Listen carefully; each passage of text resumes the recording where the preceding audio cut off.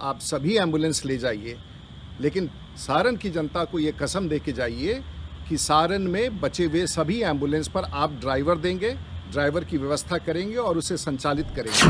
राजनीति 1 2 3 4 5 6 7 8 9 10 11 12 13 14 15। दुर्भाग्य है कि इस समय ड्राइवर के अभाव में कई सारे एम्बुलेंस सुरक्षित रखे हैं। पप्पू और यादव जब आपको ड्राइवर नहीं हो सकता, मोदी है तो मुमकिन है, तो फिर आप रिजाइन कर दीजिए।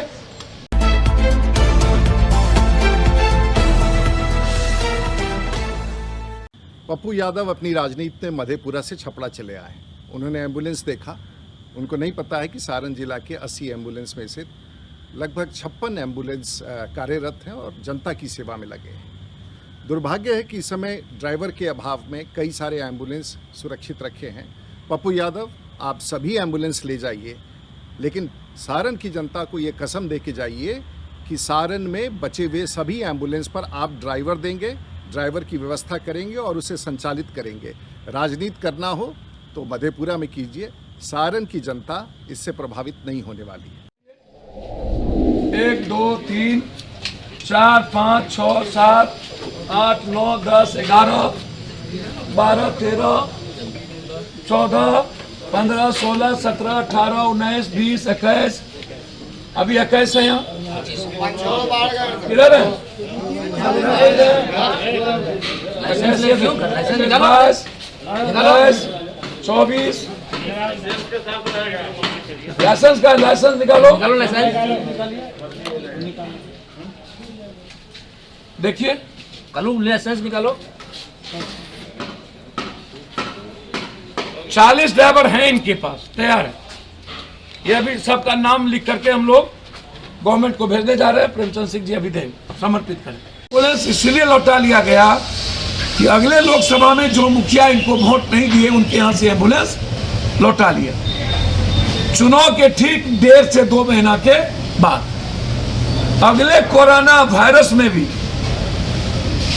13 महीना पहले ये एम्बुलेंस वहीं लगी हुई थी। मैं इन्हें चुनौती देता हूं कि यदि सच में वो बता दे, भाई आपको तो कोई इलाज होगा नहीं, मंत्रिमंडल से आपको हटा दिया भ्रष्टाचार के आरोप में, तब भी आप थथरई करते हैं। आप जहां के चेयरमैन एमपी लोग के क्लब के बने हैं, वहां भी घोटाला, तब भी आप थथरई करते हैं। पर्यावरण में एनजीओ आपका जांच होना चाहिए, तब भी आप थथरई करते हैं। आप के बारे में आप किस किस को क्या किए हैं, मैं उसमें नहीं जाऊंगा। आपके तरह मैं ओछा नहीं हूं।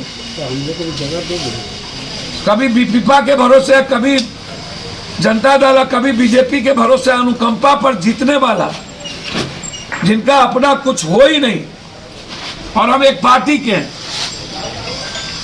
मधेपुरा घर नहीं है, बिहार घर है मेरा, और हम बिहारी हैं।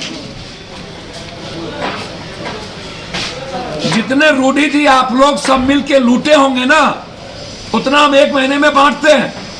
लेकिन मेरा सवाल है कि जो एम्बुलेंस का पैसा आपने चलवा के लिया, वो कहां रखा? एफआईआर होना है। वो आप निजी पैसे कोष में नहीं रख सकते थे। सरकार का पैसे का गबन हुआ है, तो जब सरकार के पैसे का गबन हुआ तो एफआईआर होगा ना, इंक्वायरी होगी ना। और जब आपको ड्राइवर नहीं हो सकता, मोदी है तो मुमकिन है, तो फिर आप रिजाइन कर दीजिए।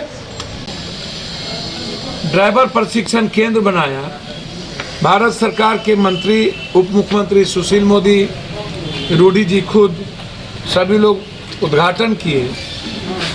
तो एकलौता प्रशिक्षण केंद्र बंद क्यों हो गया? क्यों? पैसा कहाँ गए?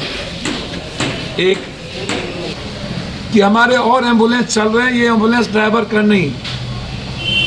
तो पहले तो आप ये बताइए कि ये सरकार का पैसा है, जनता का पैसा है। डीएम इसके अथॉरिटी स्लिप होते हैं, वो सिग्नेचर करते हैं। आप इसको कहीं कैसे लगा सकते हैं? आप सिर्फ रिकमेंड कर सकते हैं।